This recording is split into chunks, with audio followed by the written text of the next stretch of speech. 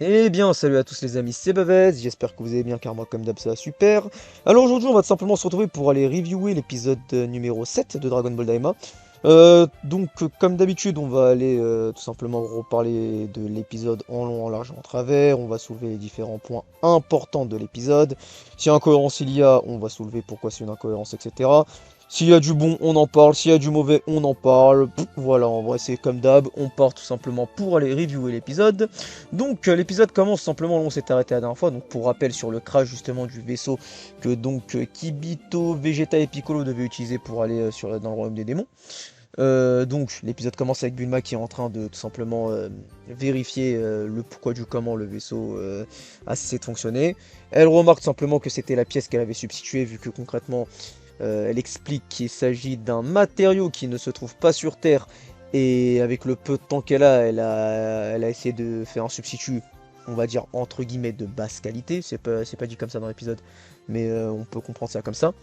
Au final, son substitut n'a pas été assez efficace, ce qui fait que ça a provoqué le crash. Entre temps, on a tout simplement, alors lui, je vais pas m'en rappeler, Ibris, non c'est pas Ibris, je suis sûr que c'est Ibis Winconger. Je vais confondre avec le jeu de société, mais je crois que c'est Ibis. Bref, tout simplement l'alien du troisième roi démon qui débarque. Tout simplement pour leur dire bah c'est le troisième roi démon qui m'envoie pour qu'on puisse, pour que je vous ramène tout simplement dans le royaume des démons. Donc suite à ça on va directement passer sur le point de vue de Goku, Panzi, Glorio et Shin. Et donc simplement on voit que Goku est en train de grailler un condiment dont j'ai oublié le nom. Des raviolis manpuku, en tout cas c'est comme ça que la traduction, enfin ma traduction, celle que j'ai sur le site, c'est comme ça que ça me les met, donc des raviolis manpuku. Et Panzi lui explique simplement que c'est que l'équivalent d'un ravioli ça équivaut à 2 repas. Traduction, c'est des sortes de senzu quoi. Bon, moi je pense pas qu'il y ait le facteur soin des senzu, c'est vraiment juste pour la bouffe, comme elle dit, c'est vraiment si t'es vraiment en galère, etc. Pour la bouffe, tu manges ça et ça t'équivaut à 2 repas. Ou si concrètement t'en voyages ou quoi, mais bon voilà, Goku qui commence à s'en empiffrer, bon, il en bouffe 2, ça lui suffit parce que, traduction, voilà, faut 4 repas normaux à Goku pour pouvoir le caler. Hein, voilà, le gars s'est mis bien. Entre temps, on a tout simplement donc le vaisseau qui continue sa route. Je vais passer le fait qu'Ibis concrètement est en train de ramener Bulma, Vegeta, Piccolo, etc. Vu que bon, c'est pas forcément important, hein. C'est juste un petit passage voilà, pour montrer comme quoi ils sont en train de faire le déplacement. Ensuite, on a tout simplement, on repart sur le point de vue de notre quatuor, hein. Panzi capte qu'il y a un vaisseau de la gendarmerie, donc ils essaient de le contourner. Euh, pour l'instant, bizarrement, on se dit que bizarrement, les vaisseaux arrivent à les capter eux. Donc simplement, ils leur demandent de les suivre. Ou sinon, ils vont se faire abattre. Donc bon, voilà, ils sont en train de les suivre, etc. Ils arrivent à un point, entre guillemets, de rendez-vous. Et à ce moment-là, leur vaisseau se pose. Et une fois que le vaisseau se pose, on a tout simplement les différentes personnes qui cherchent à retrouver Goku, hein, comme d'habitude. Euh, on a tout simplement donc ensuite Panzi, Glorio, Shin qui sont en train de s'éloigner. Ils sont en train de chercher le vaisseau, bien évidemment, ils ne trouvent pas Goku. Le pourquoi du comment, c'est tout simplement parce que Goku a utilisé la téléportation. Waouh, bravo. Hein, franchement, fallait le voir venir celui-là. Ah, franchement, très dur à voir venir. Bon, logique, j'ai envie de vous dire, mais bon, voilà. Donc Goku utilise la téléportation, il arrive à donc échapper aux différents gardes. Suite à quoi, les gardes qui ne trouvent pas Goku, qui ont un peu la haine, commencent à vouloir récupérer Panzi avec eux. Même si bon, ils sont pas forcément garantis que justement c'est elle qui les avait attaqués à l'époque, vous savez, avec la fameuse boule puante. Ils veulent quand même la récupérer. Et en plus de ça, ils partent du principe que avec la torture, même si c'est pas elle, et elle va concrètement avouer que c'est elle, pour qu'ensuite concrètement ils puissent la coffrer. Bon, ce qui fout en rogne Panzi, elle commence directement à aller taser le garde. Hein, et bon, dès ce moment-là, voilà, le mini instant fight. Hein, voilà, Tashin et Glory qui commencent à gérer 2-3 gardes. Ensuite, le reste des gardes commence à monter dans le vaisseau. Ils commencent à aller canarder nos protagonistes, hein. Une fois ça fait, ils arrivent à détruire le vaisseau à force de canarder comme des bourrins. Énervé, Shin et Glorio dézinguent les 2 vaisseaux restants, hein. Donc Glorio à grand coup d'éclair et Shin simplement avec une sorte de Kiayo, ou je sais pas comment on pourrait appeler, une sorte de jet de pression d'air, hein, si on veut. Et ensuite, on a tout simplement le dernier convoi entre guillemets de gendarmes qui restait, qui commence à essayer de se barrer. Et bon, il demande à Goku, enfin Shin demande à Goku d'aller s'en occuper. Goku qui balance un Kikoa simple, hein, on va pas se mentir, pour totalement détruire le vaisseau. Bref. Suite à ça, on a tout simplement le petit cut hein, de l'épisode, hein, le fameux high catch. Une fois ça fait, on a seulement Pansy qui va récupérer un engin qui permet de désactiver les communicateurs, si je ne me trompe pas, c'est comme ça que ça s'appelle, les communicateurs donc, des différents gendarmes. Donc elle commence à désactiver leurs communicateurs, etc. Ensuite, bon, elle revient sur le fait que bah, ça restera quand même galère pour eux, vu qu'en fait, avec son collier, bah, en fait, ils vont forcément réussir à la retrouver. Ce à quoi Shin, concrètement, commence à regarder le collier, etc. Et il part du principe qu'il est fait en Kachin. Pour ceux qui n'auront pas, enfin qui n'ont ni vu ni lu des BZ, le Kachin c'est tout simplement le fameux matériau. Vous savez, à un moment, Shin va chercher ça. C'est tout simplement le gros bloc. C'est une sorte de matériau qui est ultra résistant.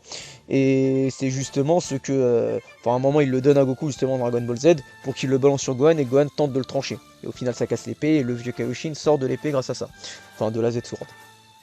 Mais donc là concrètement, Shin comprend, merde ma souris, Shin remarque que c'est du Kachin, il fait directement le lien avec le fait que justement c'est un matériau qui est justement que chez les Glind, donc première nouvelle d'ailleurs, donc matériau qui est que chez les Glind et que au vu de comment le collier est fait, au vu son utilisation, il suppose que c'est sa sœur donc Arinsu qui l'a créé.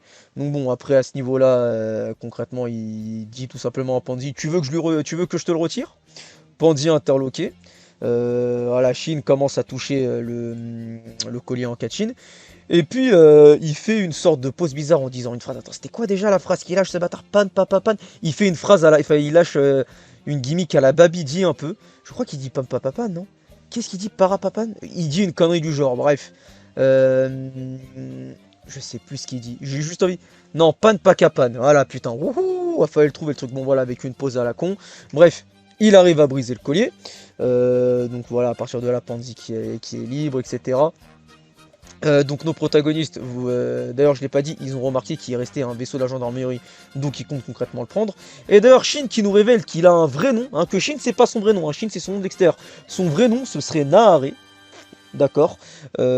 Suite au fait que concrètement son vrai nom soit révélé, t'as Goku qui commence à lui sortir. Ah je vais commencer à t'appeler Nahare. Et là bon je pense que n'importe quelle personne ont une sur à ce moment-là, comment ça, il commence à appeler Nahare, DBS, tout ça. Nahare, quoi? Hein?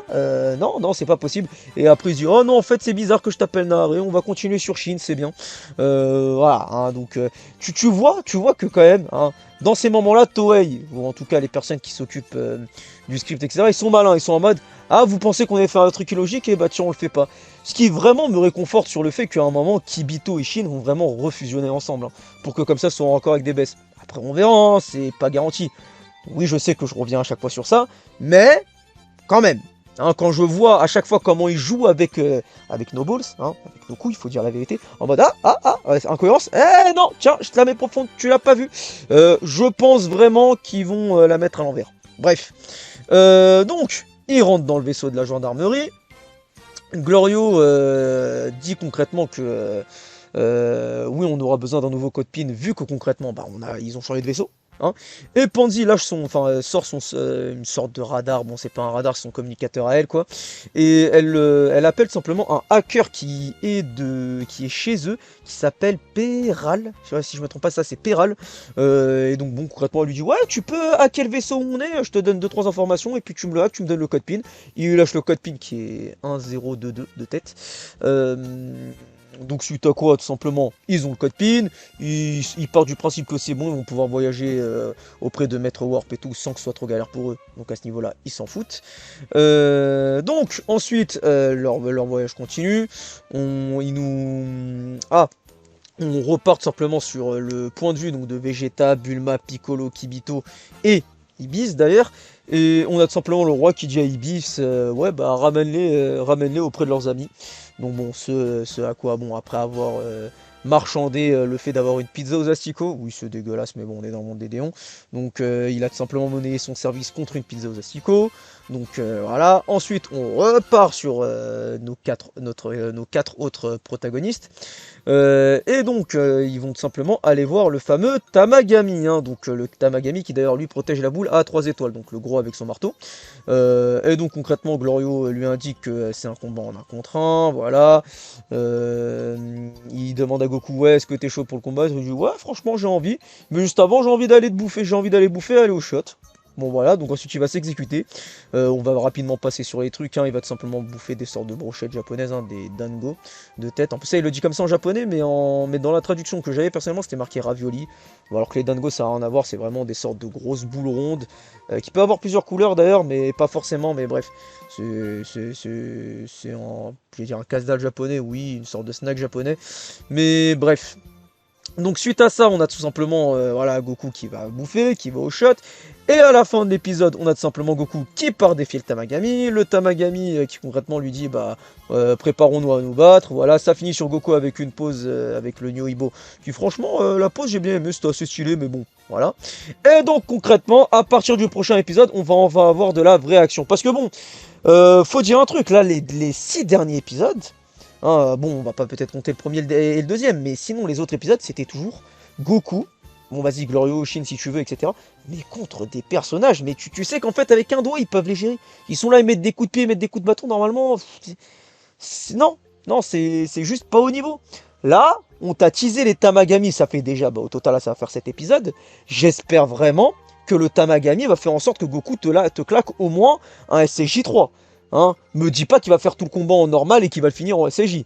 Bon, on va voir après peut-être que voilà, il va vraiment galérer en SCJ ou quoi que ce soit. Mais là, on te dit que oui, il y a plusieurs personnes qui sont mortes face à eux parce que c'est ultra galère, etc. J'espère vraiment que ce sera au rendez-vous. Bref, en tout cas, je n'ai rien de plus à rajouter hein, sur l'épisode. Pour une fois, je pense que j'ai quand même été assez rapide, ou en vrai quand même 12 minutes, c'est pas mal. Bref, moi je vais tout simplement vous souhaiter une bonne journée, et puis vous dire à la prochaine pour d'autres vidéos, et vous laisser avec l'outro. Donc sur ce, allez, salut!